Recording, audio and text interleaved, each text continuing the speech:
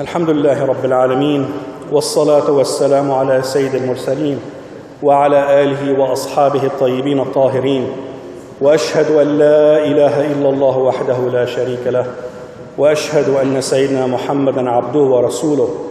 الله أكبر الله أكبر الله أكبر الله أكبر الله أكبر الله أكبر الله أكبر كبيرا والحمد لله كثيرا وسبحان الله وبحمده بكرة وأصيلا.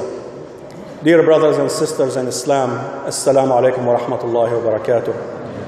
Eid Mubarak. We are in the blessed days of Eid al-Adha. That's our main Eid for a Muslim. And this Eid comes after a great act of worship, Hajj. And it's one of Islam's pillars.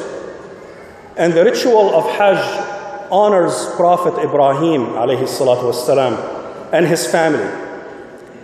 Prophet Ibrahim alayhi salam, he is a central figure in Islam. He is the father of all of the prophets that came after him, after Sayyidina Nuh. So then you have Sayyidina Ibrahim, then all of the prophets came from his progeny.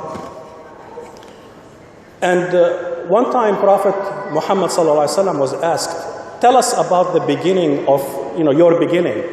He said, I was the supplication of my father Ibrahim. They meant, tell us about the beginning of your da'wah, your Islam. But he said, I am the answer to Prophet Ibrahim's prayer and the glad tidings of my brother Isa.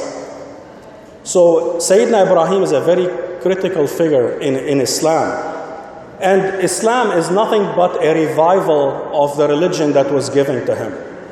Many of the acts of worship, we're doing what Sayyidina Ibrahim brought from his Lord. In Surah An-Nahl, chapter 16, in verse 120, بعد أعوذ بالله من الشيطان الرجيم بسم الله الرحمن الرحيم إن إبراهيم كان أمة قانتا لله حنيفا ولم يكن من المشركين. Indeed, Abraham was a comprehensive leader, devoutly obedient to Allah, inclining towards the truth, and he was not of those who associate others with Allah. Inna Ibrahim kana ummah. Sayyidina Ibrahim was an ummah by himself, was a nation.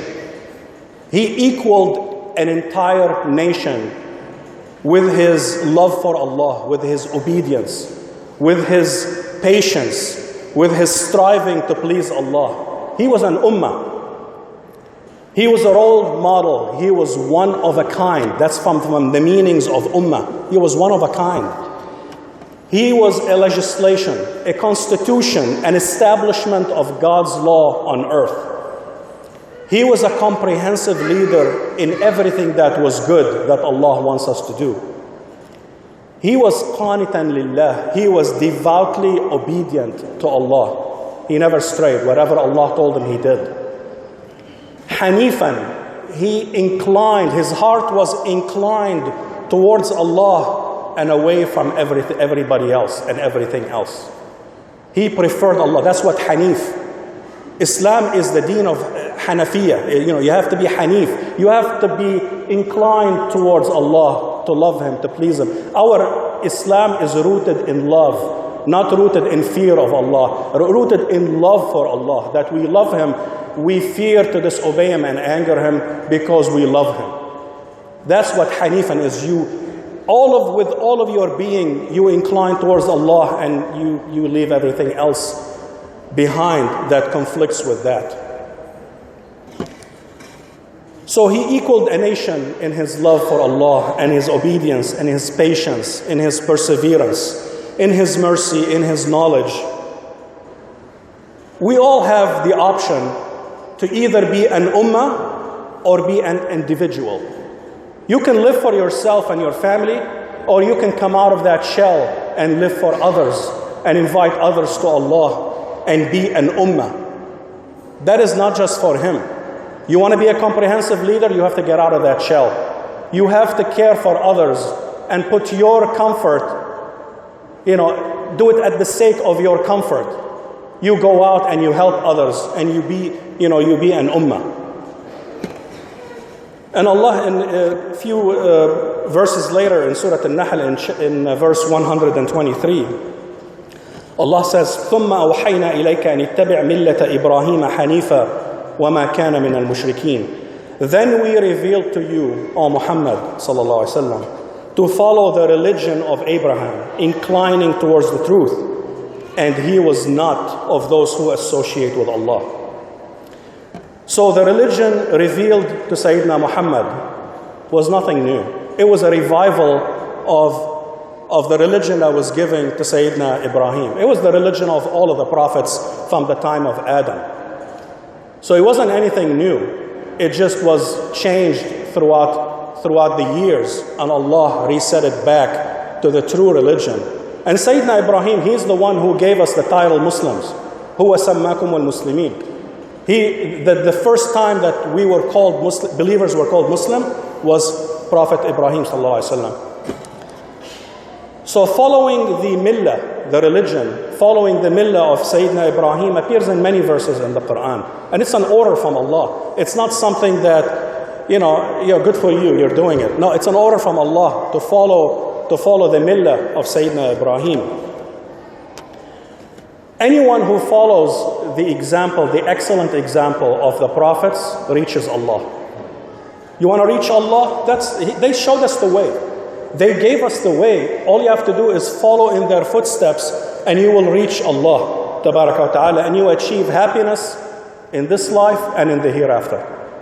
They showed us the way. All we have to do is follow their example. And from the millah, of the meanings of millah of Sayyidina Ibrahim, is he contemplated God's creation. There are many verses where he was arguing and refuting the arguments of the idol worshippers of his people, that he was contemplating the universe, and this universe cannot be worshipped. It is a manifestation of Allah's beauty. It leads you to Allah when you think about it, when you contemplate it. And that's from the millah, from the example of Sayyidina Ibrahim, is every one of us has to contemplate creation. Contemplate yourself, contemplate your food, contemplate your children. If you want to reach Allah, everything in universe will lead you to Him, if you truly think about it. From the meaning of millah is a believer must learn and prepare the minimum to refute the argument of disbelievers. We have to be able to do that. You have to be able to stand and defend Islam with logic, with proof. So that's what Sayyidina Ibrahim did with his people. Embracing the believers and disassociating completely from disbelievers. That's what Sayyidina Ibrahim did. He forsake his people. Now, for us, when in the context of work, you can work with anyone. But in the matters of who's your confidant, who's the one you love, who's your inner circle, that should be reserved for the believers. That's what Sayyidina Ibrahim did. His inner circle was all believers. He disassociated himself from even his father, who used to make those idols. So we have to disengage and disassociate. Your inner circle cannot be non-believers. They will not lead you to Allah. They will lead you in the opposite direction.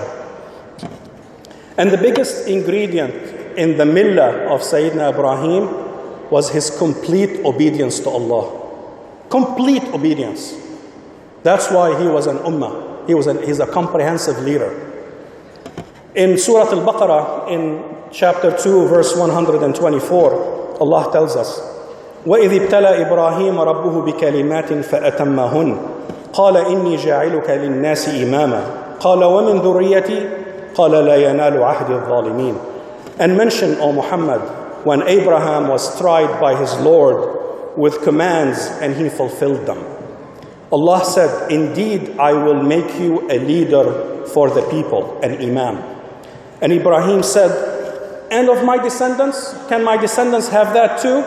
Allah says, my covenant does not include the wrongdoers. Allah will not judge anyone, including believers, based on your words. He will judge you on your actions, on what's in the heart and what action manifests from that belief.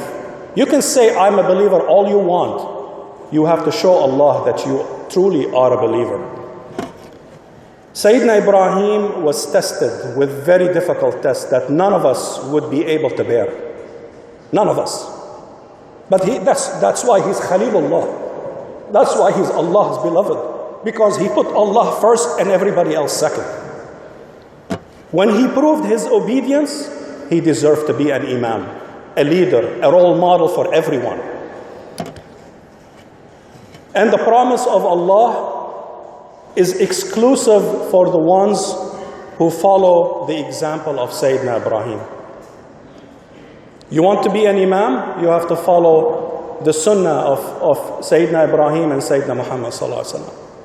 Because they showed us the way how to get close to Allah and how to benefit everyone around you.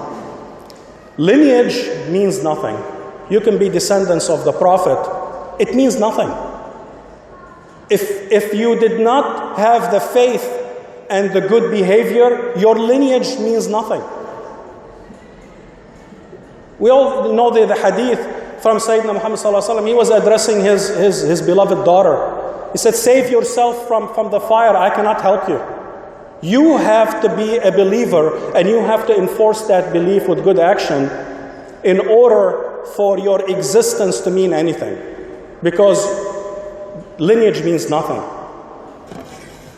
And wrongdoers are excluded from Allah's promise. Allah will never make wrongdoers role models and leaders of mankind. And Prophet Ibrahim ﷺ was in the highest level of submission to Allah, and he demonstrated it. وَإِذِ ابْتَلَى إِبْرَاهِيمَ رَبُّهُ بِكَلِمَاتٍ فَأَتَمَّهُنْ. The key word is فَأَتَمَّهُنْ. When Allah ordered him, tested him with commands, he did them completely and perfectly. فَأَتَمَّهُنْ. It's a beautiful word.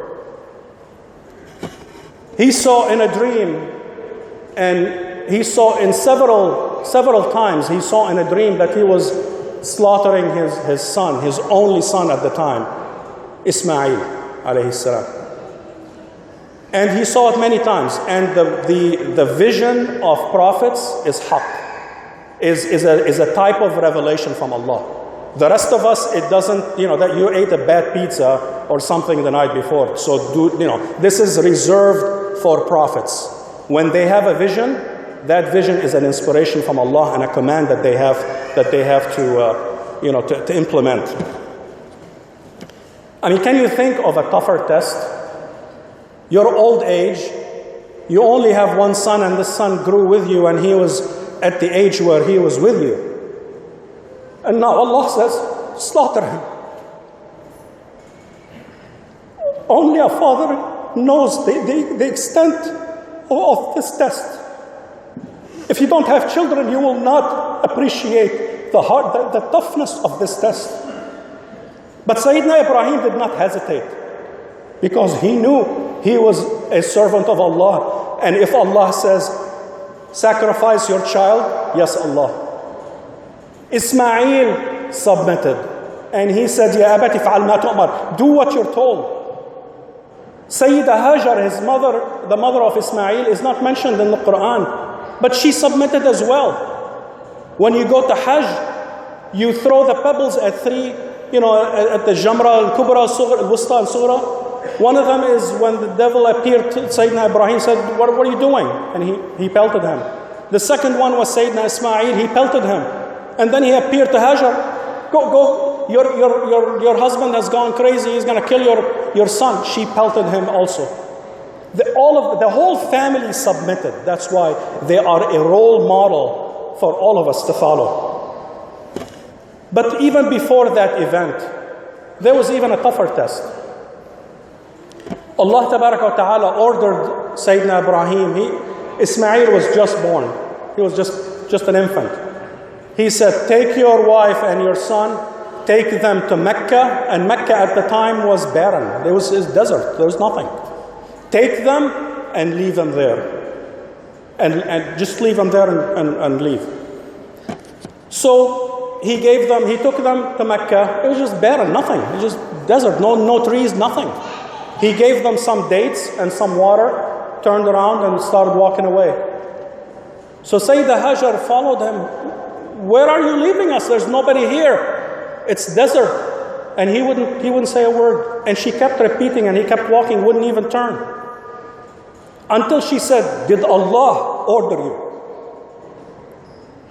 He said, that time he replied, he said, yes. Now look at the faith of this beautiful woman. She said, then Allah will not let us perish. If Allah told you to do this, then she submitted. Allah will never let us perish. إِنَّهُ لَا يُضَيِّعُنَا. And she turned around and went back to her son. Now where can you find a woman like that? This is the type of environment that produces leaders and produces prophets. It's a woman like that. And if you know of a woman like that, hang on to her. Because they're rare and they are heaven on earth when you find one. But I digress. So, and we know the story that, Allah did not let them perish. That's how the Zamzam water came in, and they lived happily, ever after. Because they surrendered to Allah. And Allah does not want to punish you, does not want to hurt anyone. He wants that submission from you. Once you submit, then all treatments stop. So, dear brothers and sisters, none of us will ever reach any status with Allah until we pass our tests. And we all have tests. And Allah will test you with things that you love, because testing with something you don't care for is meaningless. He will test you with everything that you love to see, will you prefer Allah or will you prefer your own interest and all whatever you're interested in. That's what Allah wants from us, is obedience, is submission. And when we submit, then He will flood us with goodness. So we repeat Allahu Akbar in Eid, in prayer. Say Allah is great, Allah is greater. We repeat it many times, throughout everything that we do. But we must prove that Allah Tabaraka wa Ta'ala is greater than everything else. It's very easy. Allahu Akbar. It's very easy. It rolls over the mouth. But put it in practice. That's where the test is. And Allah will test everyone to know whether you are truthful, whether truly Allahu Akbar in your life or something else is. Anyone who disobeys Allah to please anyone or anything else, including himself, does not know the meaning of Allahu Akbar. You can say it with your mouth, but you can say it 1,000 times. Doesn't count. You have to prove it with actions. So we must follow the example of Sayyidina Ibrahim and Sayyidina Muhammad sallallahu alaihi wasallam to be successful. And this requires putting the effort to persevere, because there are going to be difficulties in this life. We were not put on this life to have an easy path. We will all have difficulties, but with faith in Allah and perseverance and patience, we get through them, and Allah will make you a stronger believer. Your faith increases with every test when you pass it. We are in dire need for Allah to not let us perish in this evil world. We see what's happening around us. Evil is just flooding from all around us.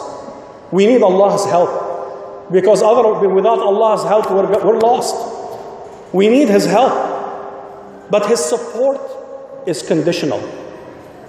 Allah will not help us until we fulfill the condition that Allah says, I will help you if we are with Him, if we are with Allah, if we are obedient and following His orders.